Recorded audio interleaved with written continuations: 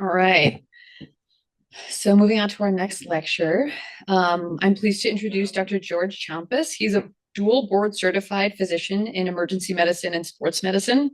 He's an assistant professor in emergency and sports medicine at the Feinberg School of Medicine at Northwestern University in Chicago. He completed his residency at Cook County and his fellowship in sports medicine at Resurrection Medical Center. He has served in several leadership roles throughout his career, including the Chief Medical Officer of the Confederation of North Central America and Caribbean Association Football, the EMS Medical Director of the Chicago Police Department, the CMO of the U.S. Soccer Federation, team physician for the Chicago Bears, Chicago Blackhawks, and Northwestern Wildcats, medical director for the Chicago Marathon and the Shamrock 8K Shuffle, and an advisory board past president for the World Road Race Medical Society. He works closely with city, state, and federal agencies in the planning of mass participation events, and he has incorporated and led the way with the unified command approach for mass sporting events and medical coverage. So thank you so much, Dr. Chiampas, for being here today. Thank you all. I just want to make sure you can see my screen. All right. First of all, great to be a part of this. It's also great to see emergency medicine and the sports medicine fellows and this program in the capacity that it's at. It's also great to see colleagues from across the country. And so for the organizers, really, really appreciative of this. And I wish when I was a fellow that this existed. So based on my CV and bio, what I would share is I've been in emergency medicine, sports medicine now for over 20 years. Like many of you, believe that the combination of emergency medicine and sports medicine was fairly unique. And there really was no clear pathway back then for a career. And so, what's ultimately occurred in my career is a lot of different doors and opportunities and things like that. And so really fortunate and blessed, one to be able to participate in them and hopefully have guided and helped other current EM sports medicine folks and those in fellowships to pursue their careers. So I just wanted to say that and say thanks to this organization for putting this on. For the next 20 minutes, we're going to be talking a little bit about mass event preparedness and the use of the unified command, specifically in large scale events. And I also want to make sure that everyone recognizes that just like the previous discussion, everything is scalable. And you're going to see that there's some unique and innovative ways to make sure that you make things equitable, but you also make things good responses and hopefully good outcomes. The other only conflicts is that I actually work for the Bank of America Chicago Marathon as their chief medical officer in regards to this talk. The objectives of this are to provide some behind the scenes of one of the largest marathons in the world, talk about how the ICS structure has come about in marathon and event medicine and the history of that and where we are currently. Some unique strategic planning initiatives that surround data that comes in and how you use that in your event. Some unique elements that you see in marathon medicine, and then some safety and security issues that coincide with it. So for all of us who are in emergency medicine, kind of one of our passions of going into emergency medicine are some of the scenes that you see here. It's unfortunately the drug that we like sometimes, and why we want to work on level one trauma centers, why we work in big urban cities. It's what drives us. But we also have seen that preparing for disasters now, since 9/11, has taken on a whole dimension. And from that has come for many of us in the emergency medicine world is national preparedness system, different goals and frameworks, and the goal being to prevent, protect against, and mitigate and respond to and recover from the threats and hazards that pose the greatest risk to the security of the nation. What we've also recognized over the last 10 to 20 years is that those risks have culminated in large events and where an individual or a group can have its biggest impact on somewhere. From that has come out the National Incident Management System. And if you're familiar, especially for those in New York, the reason why NIMS came about was because the fire and the police in New York were not necessarily speaking to each other, which led, unfortunately, to one of those groups having significant negative outcomes, which then fostered the approach of we're going to operate under one incident command structure. And that incident command structure, regardless of how large or small it is, it has some goals and missions to it. It's about sharing resources, being coordinated, managing incidents and communication that is coming into one system and going out through the same system. And so that everybody is speaking the same language, shared vocabulary, and processes. And so that's essentially what NIMS is. And when you look at different talks, whether it be now in sports and EAPs, that's been all born out of this NIMS. And what's occurred is sports has adopted this NIMS process, and we're probably the best inclined to basically deliver it. And so I think that, EM docs have this mindset. They operate that like that in the emergency department, and now it's taking it outside the emergency department and implementing it in different environments. The ICS, as you can imagine, there's a commander. And that depends on, what the incident is. If it's a fire, if it's a security issue, if it escalates to federal or state, all of that can evolve. And so, never is an incident commander a hard line individual, and that can change depending on what the circumstance is. But you can see there are different elements under it, whether it be safety, security, public information officer, and you're going to see how we've implemented this across the Chicago Marathon. So again, typically the scenes of disaster that we equate to is this, right? The one in your upper left was a snowstorm in the city of Chicago. We're actually going through it right now, all of us in parts of the country. And so all these processes and plans are actually probably being deployed as we speak. But this is typically what we've seen. But over time, what's occurred is this. First explosion echoed through the Stade de France shortly after 9 p.m., followed 2 minutes later by a second explosion.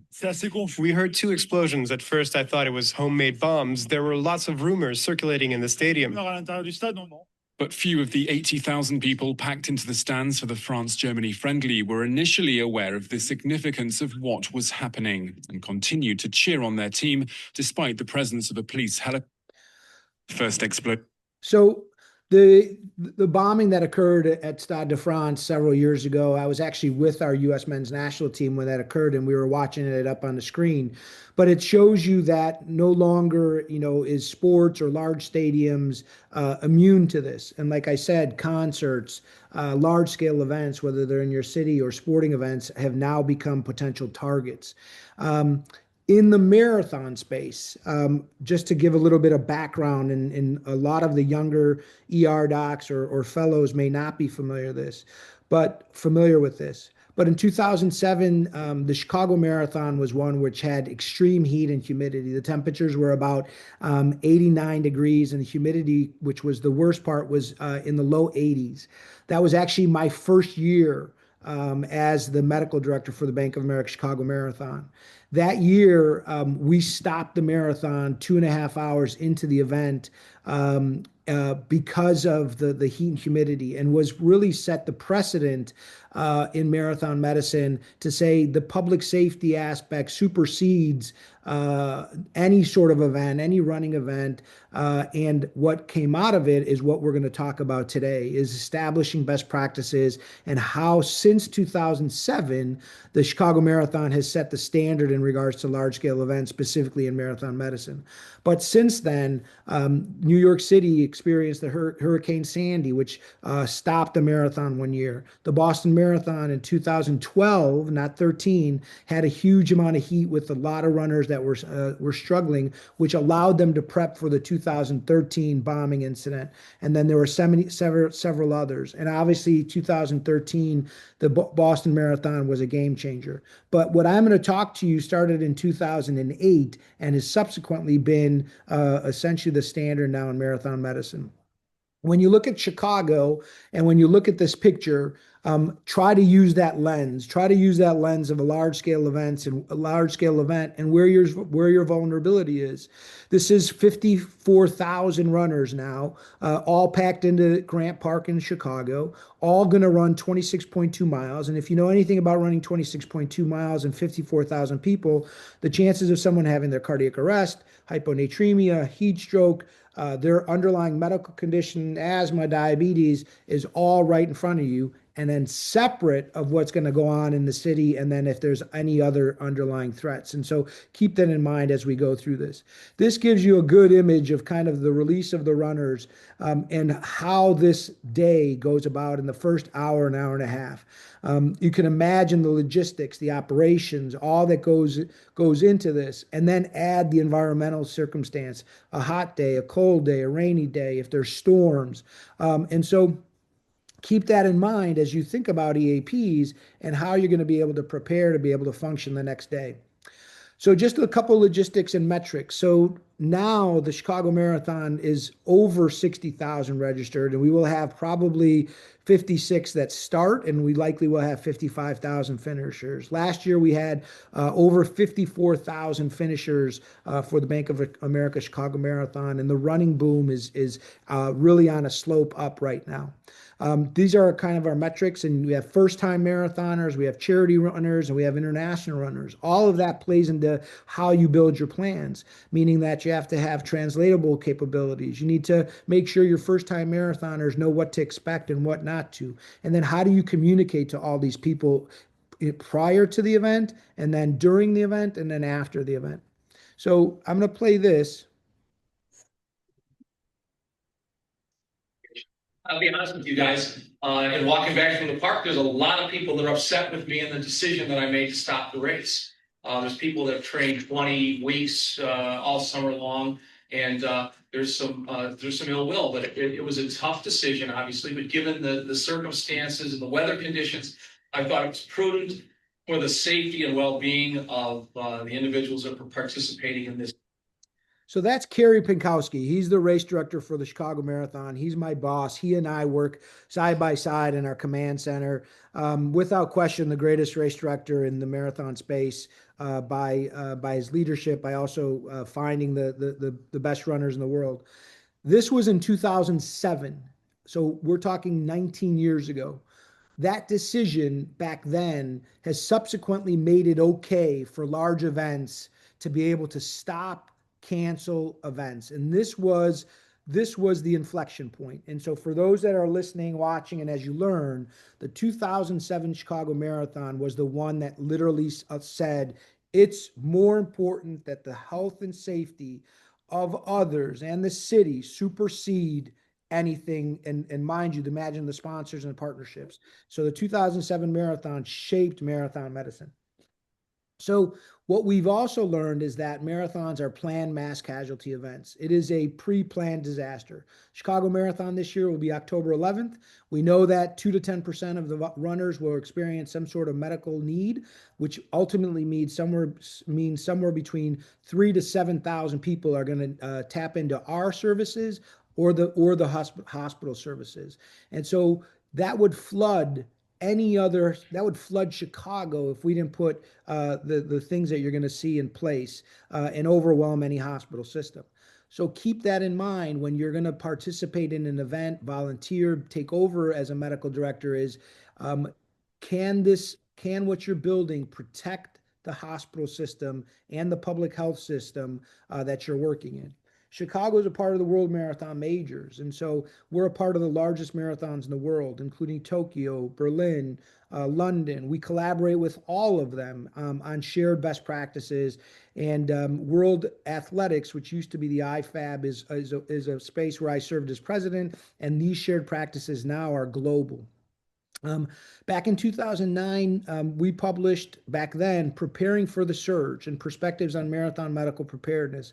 And I'm going to point out a couple of things from what we said back then is that race directors and their medical staff members need to account for the expected and unexpected, whether it be extremes in weather, as well as for potential for outside threats that could impact your event. And so we started publishing this and drawing this as a an element that we need to think about on these large scale events as far back as 2008 and 2009. In 2008, the year after we stopped the marathon, we started functioning in a unified command event. So this is 2008. And if you can see now 18 years behind, slowly kind of the technologies and the philosophy of bringing in all key stakeholders into one location from the race and the public side to basically manage a large scale event. And you're going to see how it's evolved. The Chicago Marathon is now a Tier 1 event. If you're familiar with this, it's a special event assessment rating that's placed from the federal government, and with that comes federal resources. It basically is a risk factor. Some events in the United States that are Tier 1, Super Bowl, Chicago Marathon, now the Boston Marathon, the president's inauguration, those are Tier 1 events. And with it comes things that you'll see and things that you won't see. And so just kind of get that sense. Also, back in 2011, we published Enhancing Community Disaster Resilience Through Mass Sporting Events. And it basically outlined FEMA's guidelines and the use of unified command. And it also started talking about who is sitting where in your command center and what role they're serving in these large scale events. And so again, which led to what now is our command center, which when you look inside, and if you look at the seats up on top on the signs, CTA is our Chicago Transit Authority, Streets and Sanitation, Office of Emergency Management, Chicago Fire, EMS. We have our public information officer. We have federal agencies in here. And then you could see kind of the technology that we bring into the system so that we're all operating under one kind of communication process and logistics. And I'll try to drive into some of the details here. You could see city partners, and behind them and to the right are federal partners. And on the other side of these screens are all our race. So that means our logistics, our operations teams, how we're getting resources out on 26.2 miles, security and security cameras are on the other side, Red Cross, and we'll walk through some of those things. But this is essentially what our command center looks like now. Some of the technologies that have evolved over the years, and you can imagine, is some of these screens are city cameras, helicopter feeds, live feeds from TV, and then EMS resources. And then I'll talk through some other details as well a little bit later on. But you could see we basically can pull up a camera anywhere across the streets and anywhere across 26.2 miles, as well as anything external that could be impacting our event. We've watched us look at a suspicious bag. We've watched a cardiac arrest and our resuscitation on the streets and be able to bring more and more resources, other entities. But it gives you the example and the scope of what we can accomplish from this command center. We have our call takers from our private ambulance company. I'll touch on that. Chicago has about 75 to 80 ambulances that are Chicago Fire. We use from our private ambulance company 50 ambulances, and I'll talk about golf carts and bike teams. If we relied on Chicago, we would shut the system down.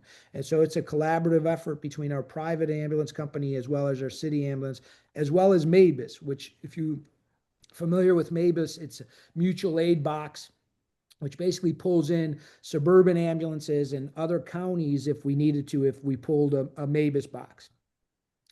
We go through a tremendous amount of tabletops.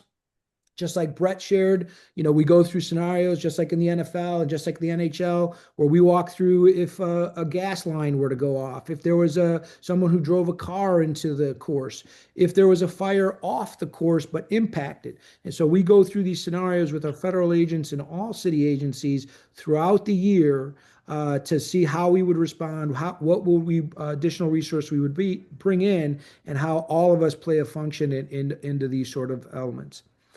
Just some data streams and things to think about. So when we lifted the command center in 2008, as you can imagine, I'm old, you're young. We would literally have a whiteboard on in the command center and really start writing things down, or get up and give a situational awareness every 10 minutes. The lead runner's here, the last runner's there, the bell curve is there. And we would try to verbally give that to everybody to operate from. And so you could see all these streams, if you're even a police side, if you're on a security side or fire side, are all important to how you function and how you make sure all your personnel are understanding what's going on.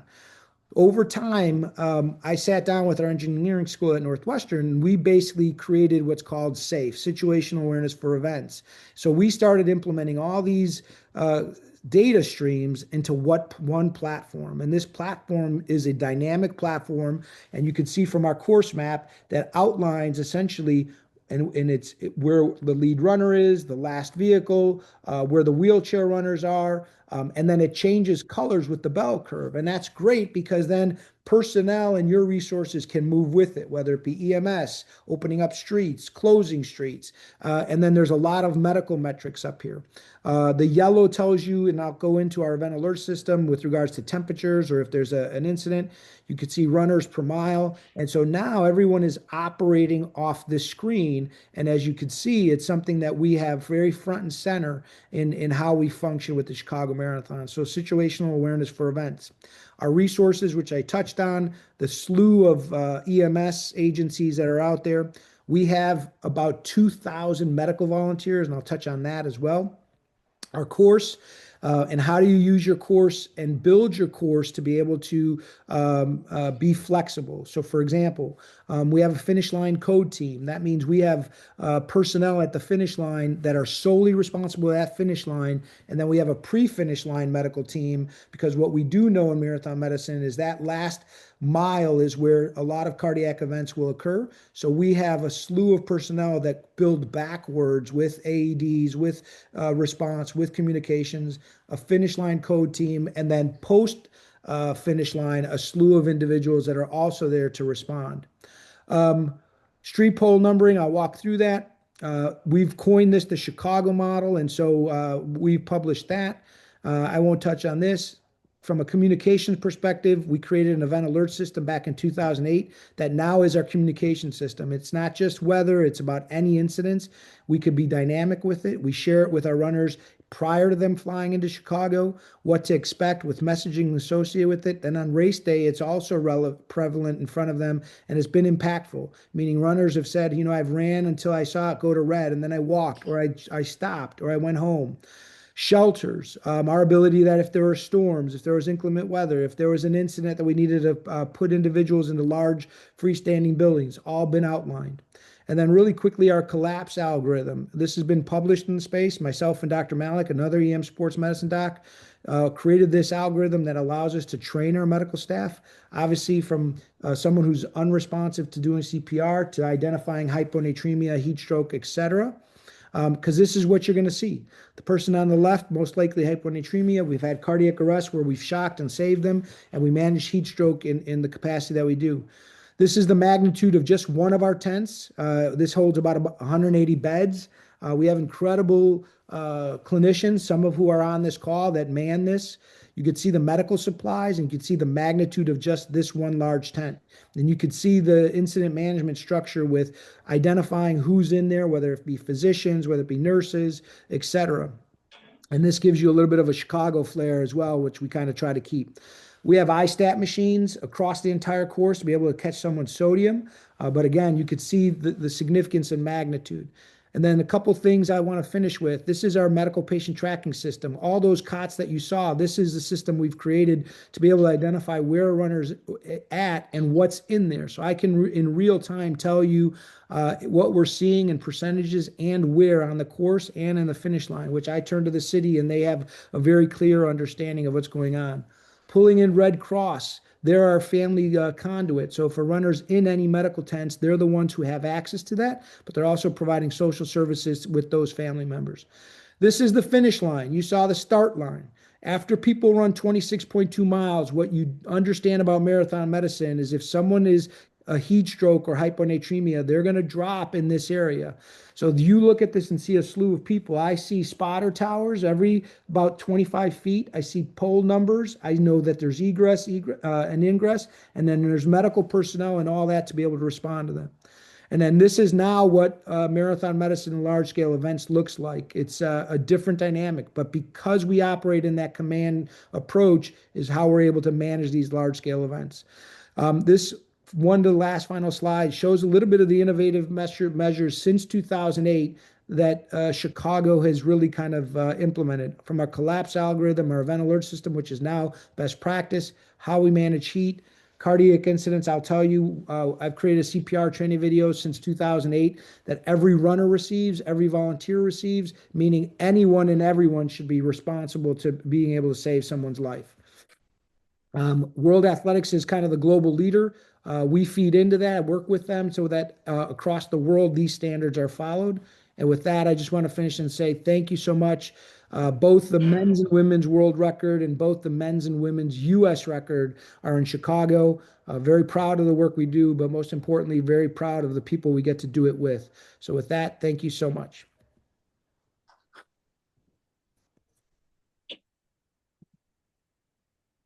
Thank you so much. We do have one question from the chat so far. Is there any thought in the road running community about adding an orange flag to marathon and other endurance events to align with the ACSM WBGT ranges? I think it's a good question. The reality is we followed the ACM guidelines in 2008, and ACSM never made a position statement on that, nor did AMSSM. And there really wasn't anything in the marathon space. So the event alert system that you see is quite frankly one that's been utilized and implemented. I think that there's probably several different iterations, but yes, that's been a consideration in the past. Any other questions here? Yeah. This is Chicago. What do they do for the patients that come in that need a little bit of fluid, need to be watched? You're in Grant Park, you have infrastructure, 50, 60, 70,000 people right there. You're discharging them. Is there a good connection between the patient and their family? Somebody, how did they do that there? To repeat, just in case anyone didn't hear, when you have patients with maybe lower acuity issues, how do you connect them with their family when you discharge them from the space? How do you do it out there in Chicago? Yeah, it's a great question. So all the information tents are tied into the Red Cross is represented at all of them. And so they'll know someone's in the tent. And then we have social workers and mental health folks in our medical tents. So they could communicate back. And then as soon as someone is discharged, we actually tell the family member there's a family reunite area specific for medical that has chairs and coffee and phones. And so we'll actually direct them to meet their family members there. Sometimes we actually have golf carts to drive them there. And then the hospital system is also tied into our Red Cross and information space as well. So if someone's going to a hospital, the family's actually getting notified in real time. Hopefully that answers that question. Awesome. Well, thank you so much. We really appreciate it. Thanks, everyone. Have a great weekend. Stay warm.